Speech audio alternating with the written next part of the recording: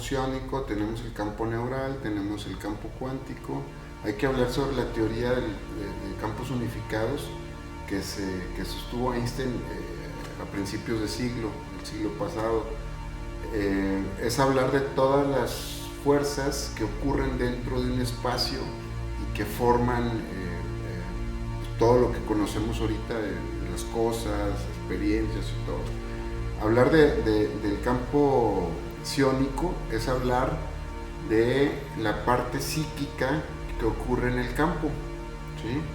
Tenemos el campo psiónico, tenemos el campo cuántico, que es todo lo que ocurre afuera, ¿sí?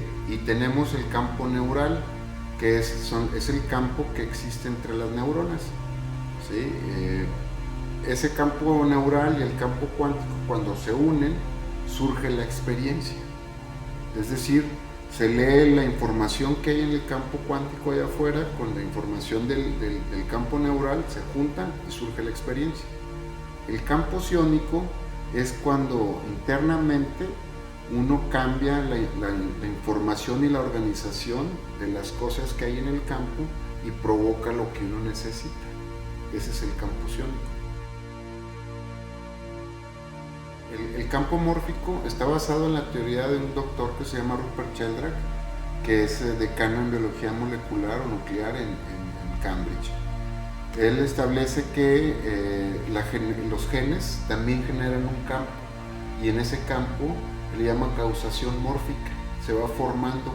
Si vemos las diferencias genéticas que hay entre el simio y el hombre, es de 0.0009, y entre los hombres pues es casi igual. O sea, no podríamos decir que se establece que hay una raza pura.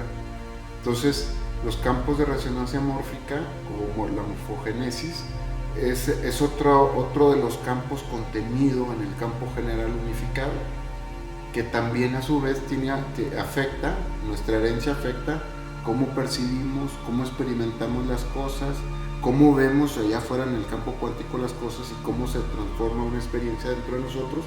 También tiene una carga genética. Y lo importante de esto es comprender que nosotros estamos y somos dentro del campo unificado, que él estando ahí nos modifica cómo somos y nosotros modificamos el campo, ¿sí? Normalmente este tipo de ideas no las traen las psicologías, cuando realmente pues la genética tiene un peso muy importante en cómo nos experimentamos en el mundo y cómo lo vemos. A veces las psicologías quieren arreglar algún problema muy en particular en un tiempo, en el pasado, donde parece que eso nos afectó de una manera determinada en el presente. Sin embargo, el tratar de entender ese pasado para una modificación en el presente no es muy redituable en términos de lo que quiero que ocurra en mi vida, cuando en mi presente ya es otro, cuando el pasado podría ser que es el movimiento en el presente. Sin embargo, liberarme del pasado implica trascender todas las limitaciones psicológicas que tengo para poder experimentarme de la manera que yo decido. Entender esto de la teoría de los campos unificados, donde está el campo morfogenético, donde está el campo psiónico, donde está el campo neural, donde está el campo cuántico, implicaría a entender todos los recursos que yo tengo para poder crear mis propias experiencias a partir de la información que tomo, trascendiendo las limitaciones psicológicas y usando a favor mi herencia del cianotipo, que el cianotipo es la herencia psíquica que tenemos heredada. El campo de las convicciones es la resultante de la conciencia y las acciones que se toman. Convicción es conciencia y acción. De nada sirve saber lo que hay en el campo cuántico, cómo son sus interacciones con el campo neural, la herencia que tengo, si a la hora de la hora no tomo las acciones pertinentes o las acciones que yo requiero para experimentarme como necesito. El campo de las convicciones es generar todo esto a manera consciente para provocar algo primero en mí y luego posteriormente en mi vida cotidiana allá afuera. dentro del trabajo en el curso, obviamente lo primero es tener la información en la cabeza. Una persona que no tiene una información nueva no puede ver su entorno de otra manera, no sé, como siempre la ha visto.